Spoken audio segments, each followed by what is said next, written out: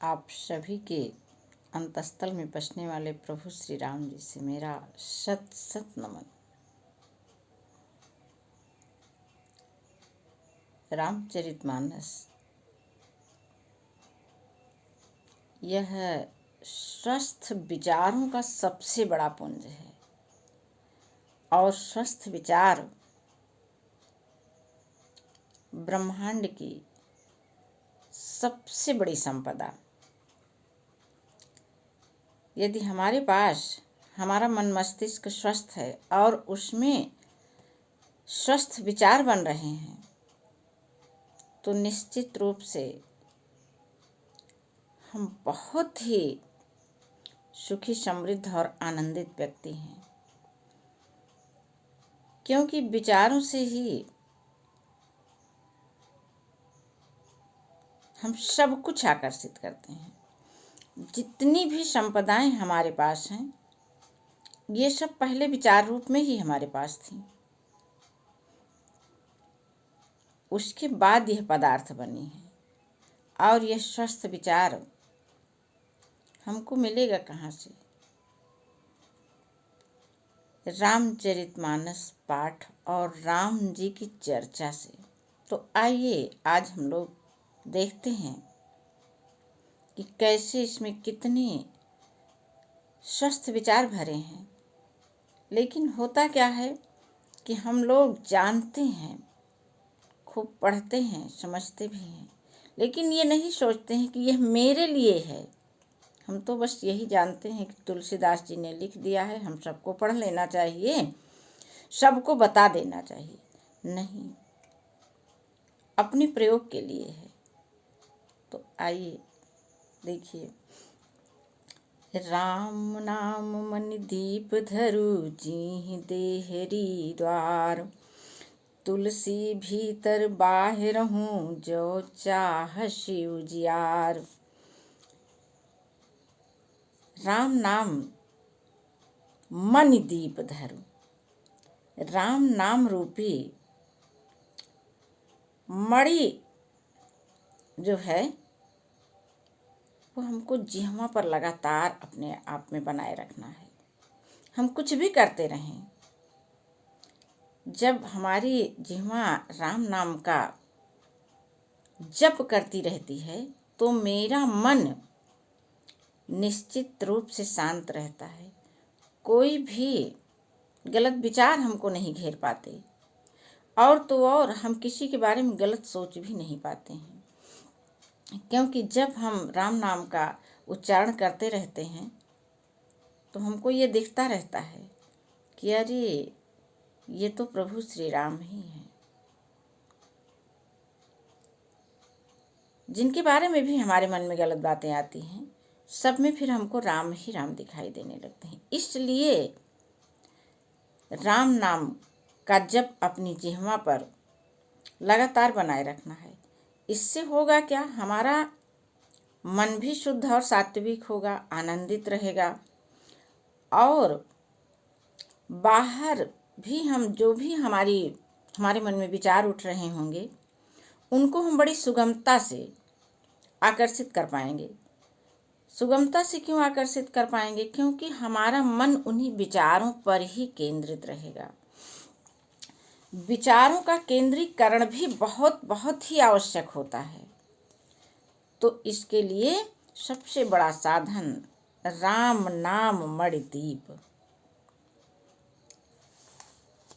नाम जीहि जपि जागहि जोगी, बिरति बिरंच प्रपंच वियोगी।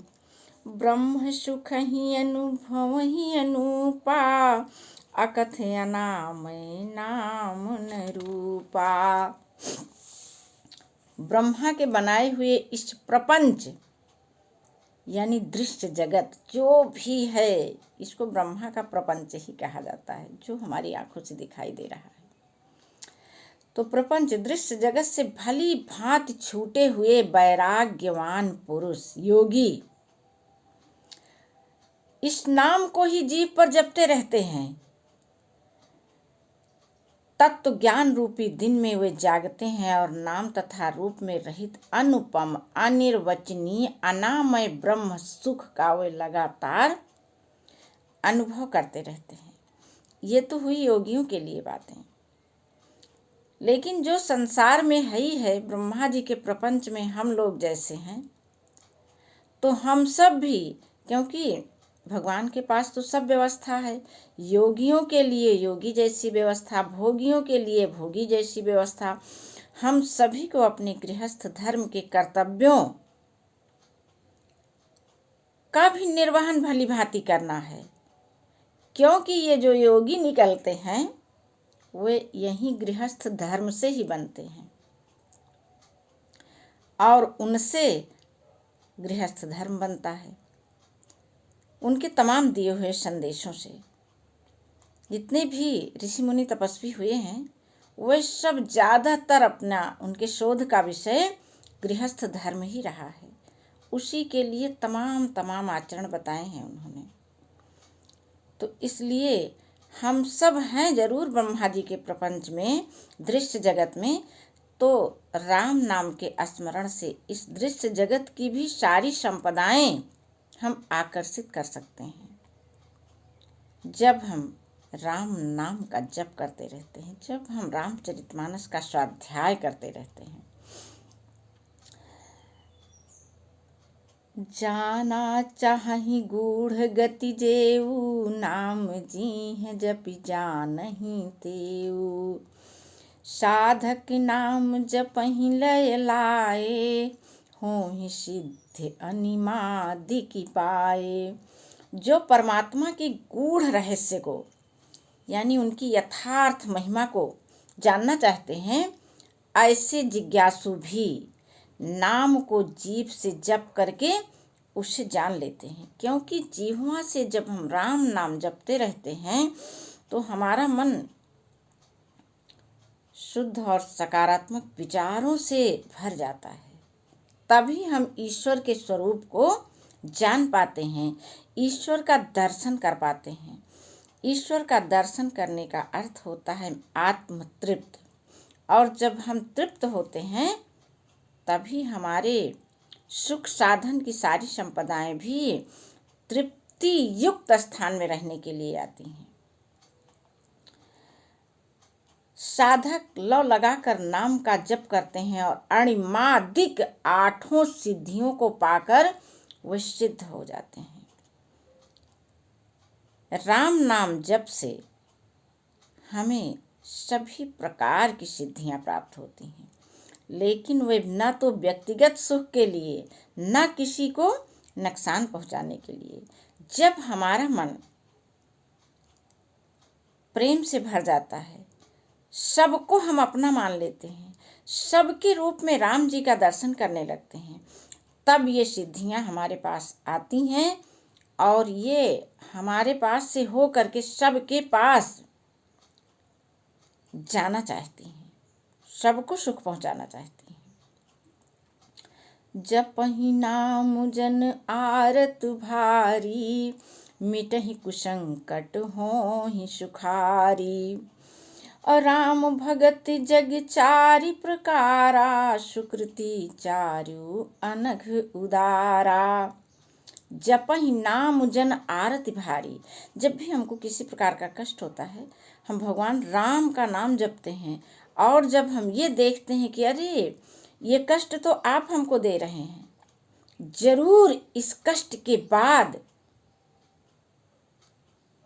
बहुत बड़ा सुख हमको मिलने वाला है, तब उस कष्ट का दर्द हमको भूल जाता है और फिर हमको किस चीज का सुख मिलने लगता है, आने वाले सुख की अनुभूति करके मेरा मन आनंद से गदगद हो जाता है।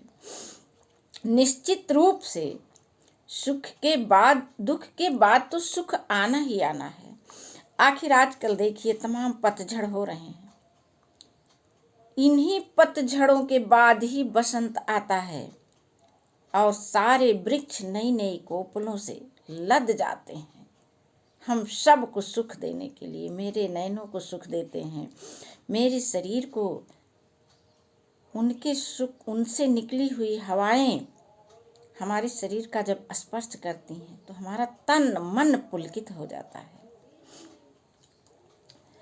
चहु चतुर कहूँ नाम अधारा, ज्ञानी प्रभु ही विशेष प्यारा।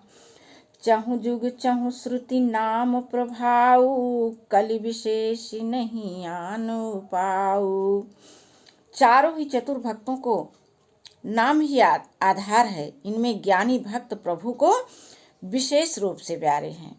चारों भक्तों का विवरण इसके पहले वाले में दिया गया है कि पहला है भक्त अर्थार्थी, जो धन की इच्छा से भगवान का नाम जपता है। दूसरा आर्त, संकट की निवृत्ति के लिए राम को भजता है। तीसरा जिज्ञासा के लिए जो राम को भजता है। और चौथा जो ज्ञानी व्यक्ति है।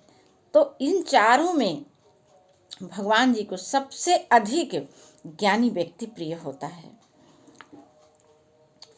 सकल कामनाहीन जे राम भगति रसलीन, नाम सुप्रेम पीयूष हृदय तिन्हि किए मनुमीन। जो सब प्रकार की भोग और मोक्ष की कामनाओं से रहित होकर के, कामनाओं से रहित कब होता है व्यक्ति? जब उसको ये पता हो जाता है कि मेरे पास तो सब कुछ भरा हुआ है, तभी वह किसी चीज की इच्छा नहीं करता है। ये है अट्रैक्शन ऑफ लॉ, आकर्षण का सबसे बड़ा सिद्धांत इसमें भरा हुआ है। और जब व्यक्ति सभी कामनाओं से संतुष्ट परिपूर्ण हो जाता है और उस दशा में राम का नाम जपता है, तो भगवान श्री राम जी स्वयं ऐसे हृदय स्थल को अपना निवास स्थान बना लेते हैं। यही तो नवधा भक्ति में भी कहा गया है। जय श्री राम जी की। कल फिर मिलेंगे।